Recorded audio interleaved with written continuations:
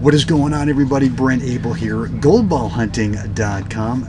This young buck over here, the great Jeff Jacklich, and we are here. I think it's day 5 of the National 60 and 75 age group grass courts here at the Mission Hills Country Club Rancho Mirage, California. Today, Jeff and I are going to kind of regurgitate a little discussion. We had a little rant last night at dinner, so hang in there with us because I think you're going to like it. I think there's something you need to hear. What did we talk about last night?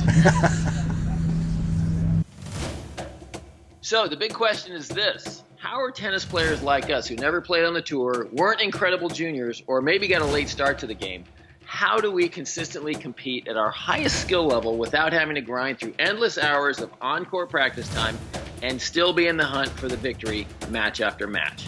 That is the question, and Gold Ball Hunting gives you the answers by helping you eliminate your skill level range so that you build a strong foundation of confidence.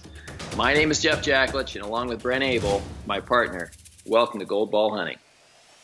Jeffrey, my man, what is going on today? Another beautiful day out here in the desert? Yeah, we had a little rain yesterday, but today the sun is out. Play is just starting. Semifinals for the 60s. So there's a couple great matches. We're recording Mark Vine's #1 seed against Toby Crable, and I think Toby is the 4th seed or. I think he's the 3rd or 4th. Third or 4th seed. Yeah, so right. We're gonna have that recorded. That's going on today, and we're going to be talking to players today, interviewing players today, so there's going to be a lot of great stuff coming up, so stay tuned. Yeah. And actually, we're trying a new service, which a new online service which is going to help us edit our videos, our match videos, along give us some interesting statistical information as well that we will get to you guys as soon as we kind of get up to speed with this new service. So last night at dinner, I don't remember. What the heck were we talking about last night, Jeff? You remember? Just drawing a major blank. All I remember is that we went out for Mexican food last night. Maybe it was the salsa that kind of brought out a little bit of the heat. Yeah. But you know what we were talking about last night is the difference between tournaments and the different and leagues, and how tournaments really are where you learn about your own game, because tournaments you're kind of out there on your own, and it's like sink or swim. Yeah, you're swimming out in the ocean, or you're on the trapeze with no safety net. There's no place to hide. So you end up really learning about yourself, how you handle the situations, how you view the game, and how you manage your court play, your emotions, mentally. Physically, it is a beautiful thing, because you're exposed. Yeah, to put it lightly. Well, the league stuff, though, as we were talking about last night, the league stuff actually kind of is confining. It sort of is like the ceiling that kind of keeps you at a certain level. Right. And first of all, you're getting information from teammates who are telling you how to play or telling you what to do, and we're assuming that your teammates are not experienced tennis professionals who've been around the game. And so what's happening is you're getting information from a source that maybe is really sort of got an ulterior, is that the word I'm looking for? Yeah, an ulterior motive. Which is to kind of keep you on that team. They don't want you to get too good. Right. They want to kind of keep you down. And if you lose a match, you know what? They're not allowing you to sort of figure out and sit back and go, this is what happened today, and this is kind of what I need to work on, assuming that you want to get better. Yeah, there's just way too much external distraction that keeps you kind of hiding in plain sight. There's no, it's just it's hard to explain even I'd say the other thing too, again about tournaments is the culture that's here at an event. The player culture is completely different than the team culture, and the culture here at the national events is just the camaraderie, the relationships that get built are just spectacular. I mean, you build these relationships with these other players that you end up having for years, and you see these guys, once, twice, maybe 4 or 5 times a year, depending on your schedule and when you go play these events. And it's just and you're playing these guys, and you see them at the events, and then the experience you gain, and everybody wants to help, but it's a whole different view of how to do it, because you're watching the best players in your age category win these events, and so you have the opportunity, uncluttered, unfettered, to watch these guys win these events, and you get to learn, really, like, should I be modeling my game after Roger Federer, or should I be modeling my game after a Mark Bynes or a Jimmy Parker, who are winning their age division over and over and over again? And that's really the reality of it. So, going out there playing a team match and having your teammates say, hey, I saw this video on Rafa, and this is how he wins. Okay, well, good luck with that. that's just a discussion for a beer or a glass of wine or something like that. It has nothing to do with us, right? And I think the other thing with tournaments too is that, assuming that you don't buy an airplane ticket or you don't travel and just, well, I'm just going to stay there for one night. I mean, the league match, right? You are there for one day or for a couple of hours, and that's it, and then you're done. And yet you go to the tournaments, and even if you lose in the first round, you're probably going to stick around for a couple of more days. You're not done hitting balls. You're still going to go out there and hit balls, and you get an opportunity to watch the players, guys and gals who are the best in your age group, and start to absorb what they do. You start to see what they do. You start to be able to get out on the court and maybe hit a few balls with one of the top players who needs a warm-up or whatever it is. So it's a completely different experience. And I guess the point that we were talking about last night is that the tournament experience is where you actually learn the fastest about your game. Yes. And this is assuming that if you're watching this or you're listening to this on iTunes, that that you actually want to do this one thing in tennis, which is to win more matches. And if that's your deal, then Jeff and I both highly recommend find a tournament. It could be a local tournament, right? It could be something where it's not an overnight where you travel. It could be something in your own hometown, but the tournament stretches out over 3, 4, 5 days where you get an opportunity to maybe win a couple rounds. Yep. Totally different experience.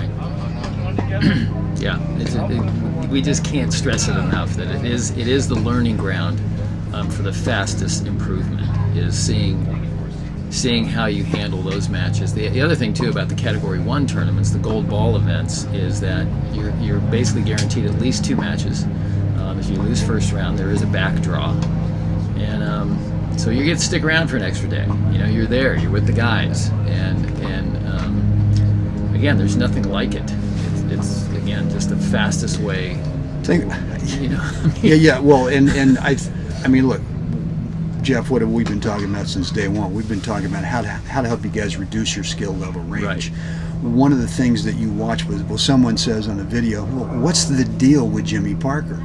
Well, the deal with Jimmy Parker is that his skill level range is so small, he may go out there and not have a great day, but he knows how to manage.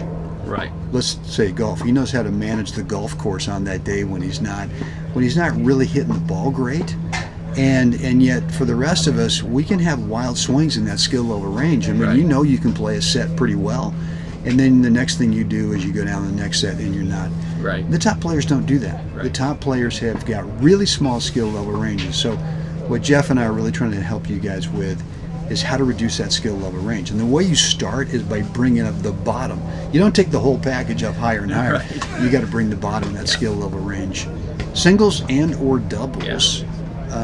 Up to where now it's reduced on a daily, and that's where you build confidence in your game, because you go out there and you know that you're going to play within a certain range that is manageable, right? If you have a big skill level range, you go, man, I sure hope I don't play like crap today, because or for a set, because that could I can't even count, how many times I've come off the court, and I'm sure you have the same experience, Brent. Jeff, God, you really played great today, blah blah blah, and I'm thinking in my head, oh my God, the racket felt like a frying pan in my hand, my shoes felt like 2 cinder blocks, but the perception off the court is, Jeff, you really played a smooth match today. You really played clean, really, it was really nice, and so.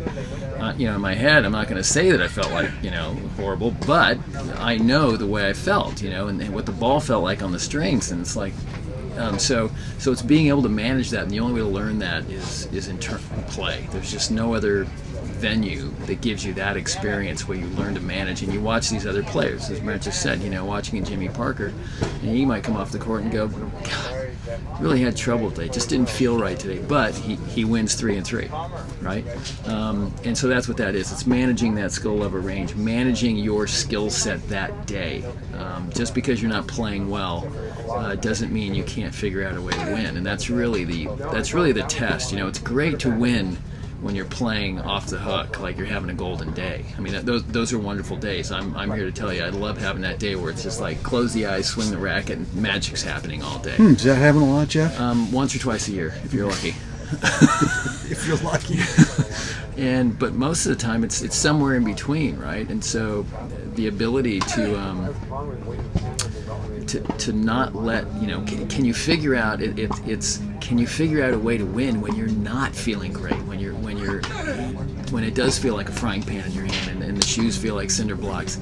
Those are the days where you're really tested about your skill set, your mental capabilities, and your ability to stay focused and to stay on script, not come up with some wild plan that day, but really knuckle it down to a really narrow, like, this is the work I have to do today. I'm going to stay on script, and I'm just going to do the work. And that's when you see these top players just outshine everybody else. A bad day doesn't mean you have to lose. I'd also say that like a Jimmy Parker or Mark Vines, when they're not feeling it on that particular day in terms of playing at the very top the entire match, is they start to go, well, what do I normally do really well? What's kind of a two-shot pattern that I can get into to sort of eliminate the potential stuff that I'm not doing well today?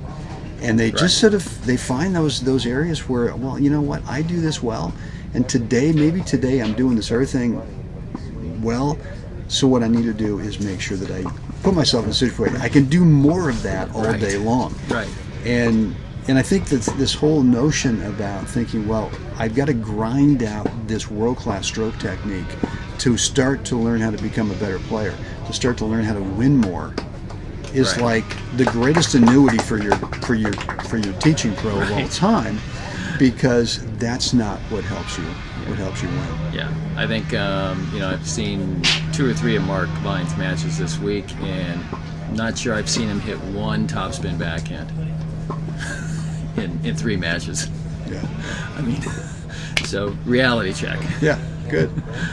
Guys, look, what we want to do is we want to help you identify kind of the one thing in your game that if we could help shore it up for you, could be technique, could be tactics, could be mental, could be physical, that if we could help you do that, then we'd sort of give you a little plan, sort of set you on the path, start getting that winning result, whether it's singles or doubles that you want. The way to do that, it's a free private coaching call, the 3 of us.